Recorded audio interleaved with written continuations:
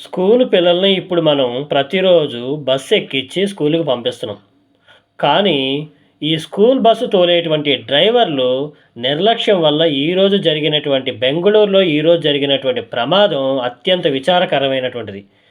ఇక్కడ బెంగుళూరులో ఈరోజు ఉదయం స్కూల్ బస్సు ఎదురుగా వెళుతున్నటువంటి ఒక కానిస్టేబుల్ తన బైకు మీద, స్కూటర్ మీద తన కూతురిని, అలాగే మేనకోడల్ని ఎక్కించుకొని బయటికి తీసుకొని వెళ్తుండంగా, ఈ స్కూల్ బస్సు డైరెక్ట్‌గా వచ్చి ఢీకొనటంతో ఆ ఇద్దరు చిన్నారులు అక్కడికక్కడే మృతి చెందారు.